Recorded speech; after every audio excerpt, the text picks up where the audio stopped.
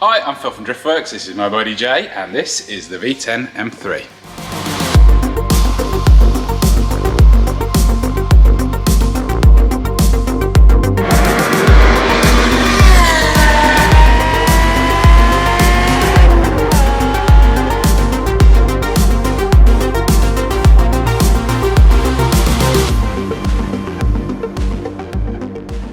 Right, so we have done some more permanent earth straps on this. Jay's done some fancy water pipes and getting there with that, aren't you? Almost? Slowly, yeah. Yeah, slowly. But one of the most significant things that we've just done is found what we believe to be a couple of pretty big leaks in the exhaust manifold onto the heads. We're not sure whether that was, well, actually I'm pretty sure it was probably always like that, and we thought we'd done them up when we were doing it. It's really difficult to get the spanner on. You need to use a short stubby spanner. I think we thought we'd done them up, but we just haven't done them up enough. So we've just gone round them and double checked everything, and we're hoping that now, if we try and fire this up, it might sound a little bit more like a V10 and a little less like a diesel tractor, maybe. So yeah, we're gonna give it a go now. This is genuine first start after that. Let's see what happens.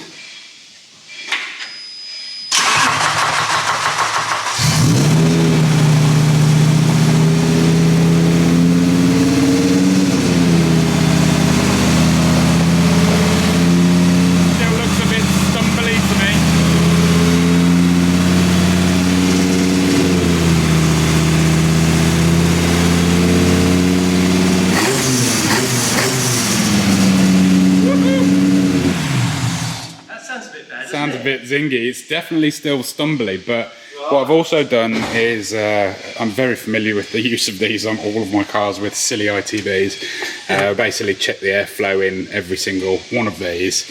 It is very out of balance. They are quite a nightmare to do, to be honest with you, to set when you haven't got an idle control valve. To actually set these correctly, you have to slacken off the main pivot bar there.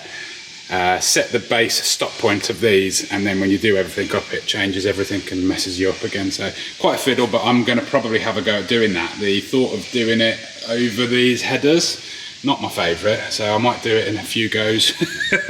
One before lunch, one after lunch. Well, if we let it cool down, yeah, we'll have lunch. But it sounded pretty zingy, didn't it? I'm happier with that. A little bit better, yeah. So I can't remember what we said we were going to do, but I don't think we've done that. We've done something completely different. We did the opposite. I think you went on holiday.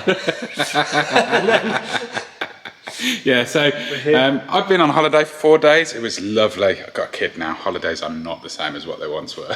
Not a holiday. not holiday. I need a holiday from my holiday. Yeah. But yeah, in the meantime, Jay cracked on with doing some of the water system on this car.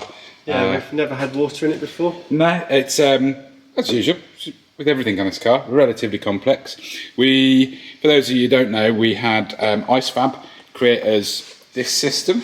It's better seen now that the bumper's off, which is basically 3 rads. Well, essentially, actually, it's 4 rads. This one's divided down the middle. This is an oil cooler here that's in the way. But this rad that you see here is 2 rads, and then we've got one either side. And the complicated associated AN fittings and pipework that goes with it was started by Jay, and then continued with the addition of this, which I'm pretty damn happy about. It's the original one that we used before, which... It's possibly the M3 one. I think it very much might be, but yeah, it was on the other side, wasn't it? Yeah. So, again, it's one of those things, it looks like a really simple thing. That took like a day and a bit. Thing, yeah. Ignore these clips, they're not permanent. Yeah. So, you know, yeah, don't be like, this pipe's not permanent. We are, as you can probably see here, it's actually got some water in the system, and we're currently seeing whether it's bleeding out the air through this fitting here. I thought, you can see these AN fittings down here, the big ones. One here, one there, one here, and one there. They're these ones that you see at the front there. Those of you who know about AN fittings and the big spanners that come with them to do them up will probably feel my pain in what I've just had to do to get those I'm glad you did those ones, to be fair. I had a quick look at them. It involved making a spanner, attempting things in multiple ways, and then giving up and essentially removing the thermostat housing, pulling that out of the way, taking one pipe off so I could do one pipe up first. So basically there's a silly sequence of how you're supposed to do this up. And we don't know that it's not going to leak until we start it up, but we are pretty much... Well, it seems to have water at this point, which means it's full, so I don't see why. We can't just hit the button. And you can maybe just, if it's going to focus, see this pipe that we'd already made, the rear section, which goes up to the back around here, but we've added into it quite nicely to come up to the expansion tank there as well. So again, just another half a day's work there, half a day's work here, but yeah, we're kind of ready to go.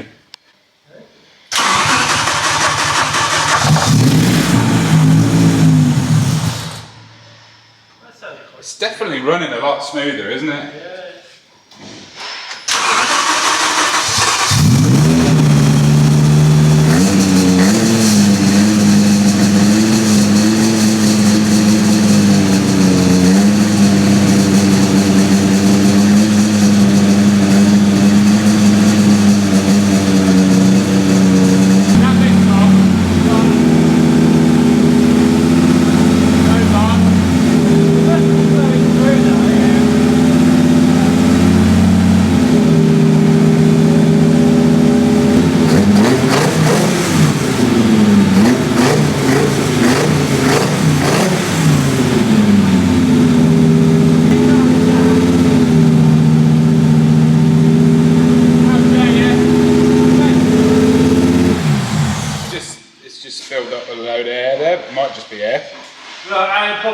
Yeah. Yeah. Definitely. This rad's got heat in there. But unless it opens the thermostat housing, it will never circulate. True. So how do we... That side's stone cold though on that rad, whereas that one's got a little bit in it. Crack. Yeah, maybe get some of these out here. Yeah. Hey. Did it get you? Only a little bit. Not as good as the cooker the other day. Look, that had me right good. What are you doing cooking? That's not like you. Pizza.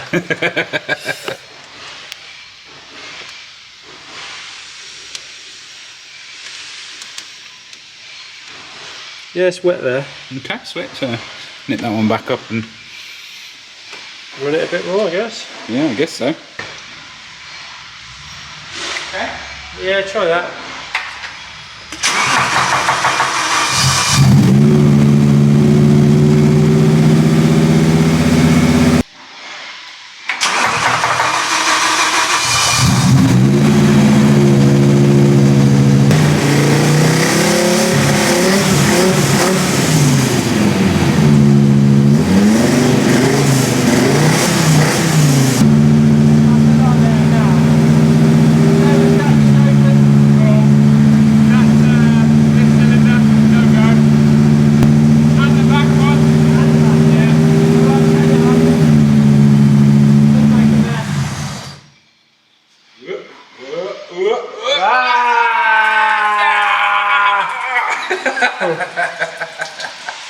Suck it back in your belly. Get it back in your belly. Okay. Well, at least, you know, the radiators are... Rads are done. Yeah, we're working. Yeah, I think we're still 2 cylinders down. Okay. That actually took loads there. Looked a lot. Is it on the floor? No, it's not. I think it's to fill it up again. I guess, can't know, can it? It'll get out of what it doesn't need anyway, won't it? Yeah, because it comes out of this pipe there. Yeah. Right, what are we doing then, Phil? We've got 2 cylinders down, I think, still. Looking at the temperatures on the runners. And that's pretty mad because it sounds a lot better already, doesn't it? It sounds much better than it did. Yeah, and it's almost smooth, but I can still, even when revving it, I can feel like the lumpiness that would come with the cylinder being down. So we're just going to do the hot game, pull a plug, probably put the cap on that. Yeah. Probably permanent now because it can just spit the rest of what it doesn't Yeah, get it out can, there. You know, we know the thermostat's open. All of the radiators now have temperature in them, which is a good Hot enough sign. for burners, which is good. Yeah. And it doesn't appear to have any leaks that aren't us spilling stuff. That aren't flying out of the cap. I mean, we might, once we put the cap on, probably give it a little mop round here and just double check that. But no, it's looking promising. I don't want to be too optimistic about anything because, you know, it'll bite you in the ass. But no, dare I say it's looking alright? It's sounding better. It's definitely sounding better. And it appears there's 2 plugs down. So. I mean, we still haven't got to the bottom of that knocking noise when the oil pressure's down. Internet. Point the camera at yourself and ask the internet about that. So, on this side of the engine, while cranking until oil pressure builds up, there's a knocking noise. That it's quite a scary noise, to be honest. It's not pleasant. No, it's not the sort of noise you want coming from your engine. So, is there a chain tensioner or something that's easy for us to get out and check? Or is it Vamos? Yeah, well, I mean... Because I know I've replaced when I first had this engine, it had that failed Vanos line. There's a super high pressure internal pipe. Oh yeah, of course it did. That had failed, and I've replaced that, but that was 10 years ago. Yeah, a long time ago. Now, so, but I don't think that did anything except for just it was a running problem, power. Wasn't it? Yeah. Yeah, I think it was. That was the problem. This knocking is definitely new, and we're a little bit concerned that it might be something to do with the oil pump modification that we've done. I don't know. I think because it goes away with pressure. I think it sounds more like a chain tensioner or something. Yeah. It sounds like, you know, the first time you start your engine after you've put a new engine in, say. Yeah. And it happens once. Yeah. And that's the end of it. But this comes back every time we leave the engine. And it's definitely not like hydraulic lifter noise. It's more, well, it could be a hydraulic tensioner. Yeah, that's what I mean. Like say, but hopefully it's just that. It's been a long time since I heard this thing running, so I'm not 100% sure what's what. But what I am 100% sure about is that it shouldn't sound like that. Because I know you were all getting ready to comment about it anyway. Yeah. So dealt with.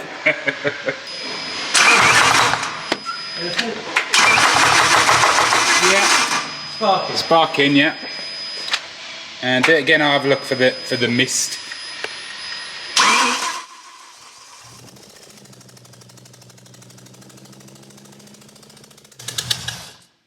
Can't see any like mist or anything like that.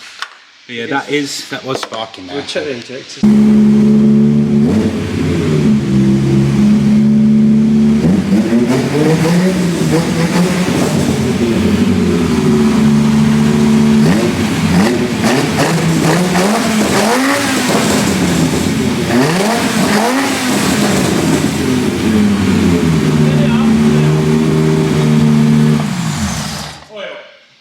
And we're about to suck a bit of insulation in, so yeah. Hard to not get a bit carried away because that sounds kind of sick. Yeah, yeah, that was cool. That's a positive result. Yeah, I think that is 9.5 cylinders, shall we call it? Nah, that's loads. It sounds correct. So yeah, lots more to sort, obviously, but that's a bit of a success compared to the last video, isn't it? Yeah, it's a bit of a relief. It's the same thing, isn't it? But still. Yeah, it's a relief though. It was quite funny. We got somebody said something like, "Oh, you're making yourselves look like amateurs." I'm like, "We are amateurs. We don't know what we're doing. This is not my job." I mean, it's kind of your job now, but it doesn't mean you know anything about it. But yeah, we are amateurs. We're just sort of poking about at things and doing the best job that we can. So. Pretty happy with that as a result. That's why we don't work on other people's cars. Yeah, yeah. Loads of people think we're a workshop and that we actually work on customers' cars. Never. Never. Nope. Yeah. Ah, it does pick it up. It's that bad. And now point at the culprit. And, you know, we knew that. I shouldn't have been revving it that high. No, it was only 5 or something like that, but... What does it go to, 12? I can't remember on this end. It doesn't go to 12. 8 something, isn't it? Oh, okay. I think, yeah, I think that's probably about it for this video because we've got loads of other stuff going on. We've got to swap onto the E30 now because we're about to take that to have a wiring loom made for a PDM and all sorts of stuff that we've been meaning to do for about 3 years. So we're going to swap onto that car now. So that means that's the end of this video. So a bit more positive than last time, I think. I feel more positive anyway. Definitely. Still many questions, still many things to do on the car before I'm actually going to go and take it for a drive or anything like that, but that's probably more progress than we've made in sort of months, a year. I mean, maybe. it feels like putting the water in felt like a point that you've been thinking about. Yeah. Thanks very much to IceFab for creating them for us, whatever it was 3 years ago. They've worked out really nicely. Whether they're going to actually be up to the job or not, that remains to be seen, but they made the maximum size radiators that we could possibly fit in the way that I wanted to fit them this way. We've got to wire up the fans, which need new plugs putting on them. Lots of little bits and pieces, but yeah, we'll keep you up to date when we're next on it. And yeah, thanks for watching, thanks for subscribing, thanks for buying from the Driftworks shop and supporting all of our dumb projects like this. And we'll see you in the next one. Bye. Pretty colours.